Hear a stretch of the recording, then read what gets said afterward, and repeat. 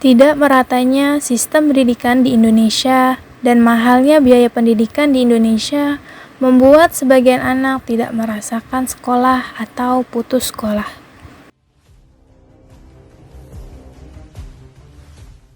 Pendidikan merupakan usaha agar manusia dapat mengembangkan potensi dirinya melalui proses pembelajaran dan atau cara lain yang dikenal dan diakui oleh masyarakat.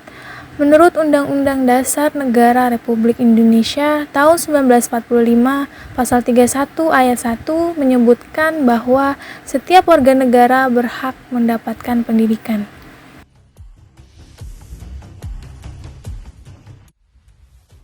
Tidak layaknya sekolah dan minimnya fasilitas juga menjadi permasalahan sekolah di Indonesia yang seharusnya menjadi perhatian pemerintah. Dan tidak tepatnya bantuan yang diberikan oleh pemerintah menjadi keluhan dari pihak sekolah seperti kepala sekolah dari salah satu sekolah yang kami wawancarai ini. Bikin tugas tentang setara pendidikan. Iya. Untuk di sekolah ini tuh terdapat bantuan seperti KJP, KIP itu Ada, jadi ada KJP, ada KIP. Ya. Terus kalau kan udah dapat bantuan, tapi masih ada mahasiswa yang kayak masih kurang gitu dalam biaya pendidikan. Masih banyak yang kurang. Ya. Jauh lebih banyak karena yang dapat KJP juga terbatas, yang dapat KIP apalagi lebih sedikit. Ini lagi dikerjakan, Mbak. Kulik-kulik. Pertanyaan terakhir, Bapak ada saran nggak untuk pendidikan Indonesia ini? Kebutuhan itu seperti apa? Oh baik, terima kasih. Saran saya kalau memang pemerintah ini goodwill-nya jauh lebih banyak, artinya memberi bantuan kepada peserta didik lebih banyak, biar administrasinya juga tidak terlalu ribet.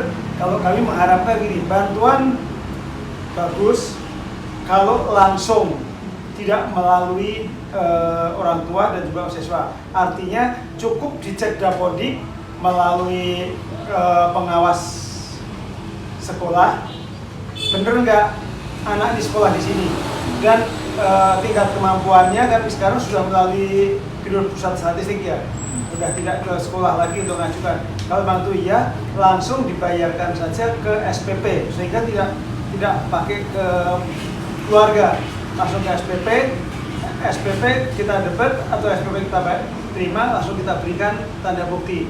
Jadi tidak harus mengajukan yang berbelit-belit, kita harus ke P4OP, harus ke Kasatlan, harus ke Sudin, terus. Jadi kalau memang itu sudah berhak mendapat bantuan, lebih baik dari pemerintah setelah survei selesai langsung dibayarkan.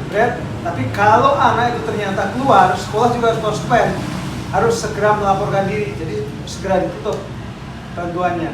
Jadi SPP misalnya per triwulan atau 4 bulan sekali turun di depan atau turun di belakang, terserah. Tapi kalau anak itu enggak, ya sekolah juga harus komit anak sudah keluar.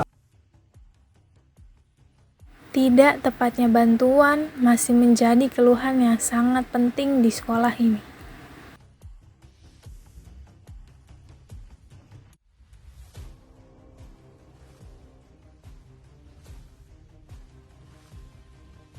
Komersialisasi pendidikan di Indonesia.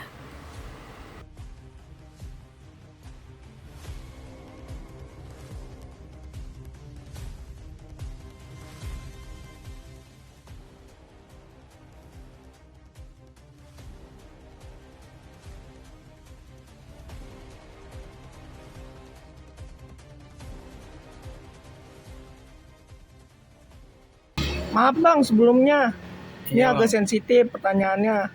Lu kenapa bang bisa putus sekolah, atau karena faktor biaya atau gimana bang? Kalau gue sih bang putus sekolah waktu itu gara-gara faktor biaya bang.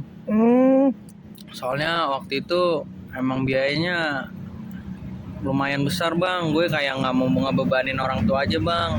Udah gitu ibu gue juga lagi sakit bang. Jadi biaya buat sekolah udah habis buat ke rumah sakit ibu gue bang. Jadi gue nggak enak, gue langsung aja bang berhenti sekolah, terus gue nyambi kerja bang. Oh, Bon, maaf sebelumnya Kaco. Putus sekolah tuh karena apa Kaco? Kalau boleh tahu. Putus sekolah karena faktor ekonomi sih. Karena kebetulan sekolahan gue swasta, Swasta. bukan negeri. Faktor ekonomi jadi nunggak. Enggak. Terus selain itu ada cuma karena ekonomi atau apa? Ya kenakalan remaja. Hmm. Ya dulu masih zaman SMA dulu kan. Bolos ya malu karena ekonomi kan kurang, nunggak ini nunggak itu. Ya udah akhirnya mutusin cabut dari sekolah. Kalau putus sekolah berarti dari SD, SMP atau SMA? SMA. Putus Kelas- ya kan? Iya, putus sekolah. Putus SMA jalan kelas 2. Kelas 2 semester awal. Semester awal berarti sekitar tahun 2018 dong berarti ya. Segituan lah.